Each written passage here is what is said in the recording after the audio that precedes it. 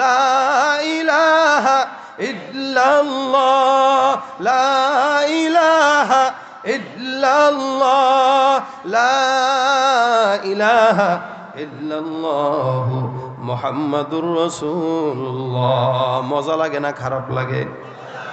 যত নিবেন ততই মজা, ঠিক কিনা জোরে কর। এমন একটা নাম দুনিয়ার জমিনে আর নাই যেই নামটা অন্য কোনো নাম যদি বারবার নেন দিলের ভিতরে মজা নাই। একবারের জায়গায় 100 বার নিবেন, দেখবেন জমানে কেমন কেমন লাগে। আমাদের বাবা আদম পয়গম্বর ডাকছেন আল্লাহর নাম, আমাদের অন্যান্য নবীরাও ডাকছেন আল্লাহর নাম, ইব্রাহিম পয়গম্বর ডাকছেন আল্লাহর নাম, মুহাম্মদুর রাসূলুল্লাহ ডাকছেন আল্লাহর নাম, আমরাও ডাকি আল্লাহর নাম।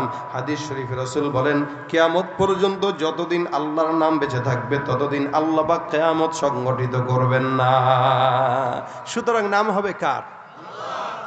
বেলাল রাদিয়াল্লাহু তাআলা আনহুকে এক আঘাত দেওয়ার পরও বেলাল আল্লাহর নাম সারে না। আমরা ডাকতে জানি না, যার কারণে আল্লাহ পাক আমাদের ডাক শুনে না। যদি আমরা ডাকতে পারি আমার মাওলায় ডাক শুনবে না? শুনবে না? শুধু ডাকার অভাব, আমরা আমাদের মাওলারে চিনি না।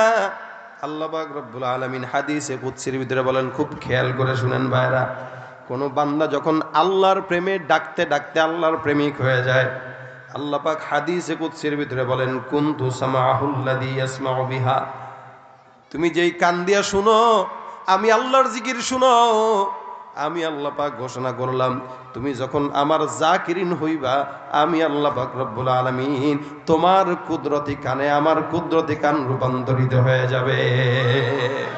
আবাসরুল্লাযী ইউবসিরু বিহা, তুমি যেই চক্ষু দিয়া দেখো, আল্লাহ পাক রব্বুল আলামিন বলেন তোমার চক্ষুটা তখন তোমার থাকে না, আমি আল্লাহর কুদরতি চোখে রূপান্তরিত হয়ে যায়।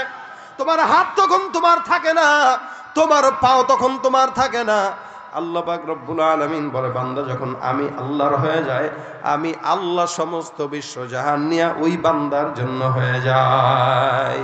মাল্লাহুল মাওলা ফালাহুল কুল, আল্লাহ যার জন্য হয়ে যায় সারা বিশ্ব তার জন্য হয়ে যায়। সুবহানাল্লাহ। আল্লাহ বলে তুমি আমার গোলাম হও তো আমি তোমার গোলাম হয়ে যাব। সুবহানাল্লাহ।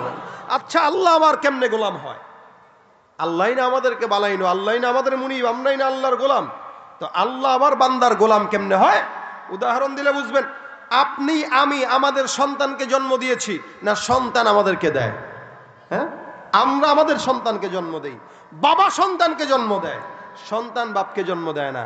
কিন্তু সন্তান অনেকগুলোই থাকে, কারো 2টা, কারো 4টা, কারো 10টা, কারো 11টা, কারো 7টা 8টা। সব সন্তানরেই কিন্তু বাবা আদর করে না। যেটা দুর্বল, কাজ কাম করে না, বেকার, ওইটারে বাবাও বেকার বলেই ডাকে। যেটা শয়তান ওইটা দুষ্ট বলেই ডাকে। কিন্তু যেটা একটু আদরের কথাবার্তা শুনে ওইটারে বাবা নাম ধরেও ডাকে না, কি বলে? আব্বা। কি বলে? আব্বা। জন্ম দিল বাবা, কিন্তু সন্তানরে বাবাই বলতেছে বাবা। কারণ কি? কয় এটা যদিও জন্ম দিছি আমি, কিন্তু এখন আমি তার বাপ না, এখন আমি তার ছেলে, সে আমার বাপ। হয় না? হয় না? এটা যদিও আল্লাহ পাক আপনাকে আমাকে সৃষ্টি করেছেন, আমরা আল্লাহর গোলাম। সব বান্দারে কিন্তু আল্লাহ পাক বলেন নাই যে তুমি আমার গোলাম। আল্লাহ পাক রব্বুল আলামিন এটা বলেন নাই। যেগুলা মুনাফিক বেঈমান ওগুলো আল্লাহর গোলাম না, ওগুলো শয়তানের গোলাম। আল্লাহ পাক বলে কোন বান্দা যখন আমি আল্লাহ সৃষ্টি করার পরে ওই বান্দা আমি আল্লাহর ঠিক মতো গোলামি করতে পারে, তখন আমি আল্লাহ নিজে ওই বান্দার গোলামি শুরু করে দেই। সুবহানাল্লাহ। আমরা আল্লাহর কাছে চাইতে জানি না, যার কারণে আল্লাহ পাক আমাদের ডাক শুনে না। যদি চাওয়ার মতো চাইতে পারতাম, ইব্রাহিম পয়গম্বরকে আল্লাহ পাক রব্বুল আলামিন ডাক শুনলেন, আমাদেরও ডাক শুনতেন। আগুনের ভিতরে ইব্রাহিম পয়গম্বরের ডাক আমার মাওলা শুনছে না শুনে নাই? ইব্রাহিম পয়গম্বর আগুনের ভিতরে, আল্লাহর ফেরেশতা জিবরাইল চলে আসছেন। জিবরাইল ডাক দিয়ে বলে, কি সহযোগিতা করা লাগবে? ইব্রাহিম নবী বলে, কেন, কে পাঠাইছে? কয় কেউ না, আমি নিজে আসলাম। ইব্রাহিম নবী ডাক দিয়ে বলে, মাতবরি করার জায়গা পাও নাই? আমার আল্লাহ থাকতে তুমি জিবরাইলের কোনো সহযোগিতা আমার দরকার নাই। সুবহানাল্লাহ। আমরা হইলে বাপ ডাকতেও তো রাজি হয়ে যাই বিপদে পড়লে। আগে মেম্বারের কাছে যায়, তারপর চেয়ারম্যানের কাছে যায়, অমুক যাইতে যাইতে যখন যেখানে আটকায়, এবার আয়সা ঘরের ভিতরে যায় নামাজ বিছাক, আল্লাহ গো তুমি ছাড়া আর কেউ নাই। অথচ এই চাওয়া যদি আগে চাইতো, এত মানুষের পিছনে তার দৌড়ানো লাগতো না। সব দেখার পরে আল্লাহর কাছে যা, আল্লাহ কয় তুই আমার 3rd পার্সন বানাইছস, তো আমিও তোর 3rd পার্সনই বানায় রাখলাম, যা তুই মানুষের পিছনেই দৌড়া। তোমার নিয়ত আমার নিয়ত আল্লাহর প্রতি যেমন, আল্লাহর মুআমেলাও আমার প্রতি হবে তেমন। নিয়ত যদি ভালো হয় তো আল্লাহ পাকের মুআমেলা হবে ভালো।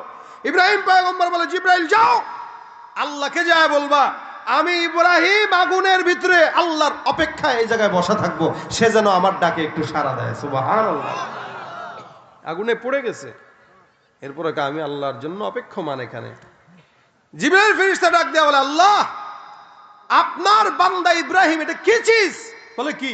আগুনে পড়তেছে। আমি একটু সহমর্মিতা দেখানোর জন্য গেলাম, ভাই কিছু লাগবে নি। আমার ধমক দিয়ে পাঠায় দিল। কি কইছে? তোমারে চায়। বন্ধু তো চিনলি না, আমি কি এমনি খলিলুল্লাহ বলি? খলিলুল্লাহ তার এমনি এমনি হওয়া যায় না। আমার ইব্রাহিম যেহেতু আগুনের ভিতরে পড়ে আমি আল্লাহকে ভুলে নাই, আমি আল্লাহ তাকে ভুলবো না। হে আগুন, আমি আল্লাহ আদেশ দিলাম, তোর কাজ হইল মানুষকে জ্বালায় দেওয়া, কিন্তু আজকে থেকে ইব্রাহিম যতদিন তোর গর্ভে থাকবে ততদিন তুই ইব্রাহিমকে শান্তির বিছানা বানায় দিবি। সুবহানাল্লাহ। কুনি বারদান ওয়া সালামান আলা ইব্রাহিম। আমরা আল্লাহকে ডাকতে জানি না, যার কারণে আমাদের ডাক আমার মাওলায় শোনে না। ঠিক কিনা জোরে কর। ধরা দিয়েও দাও না ধরা,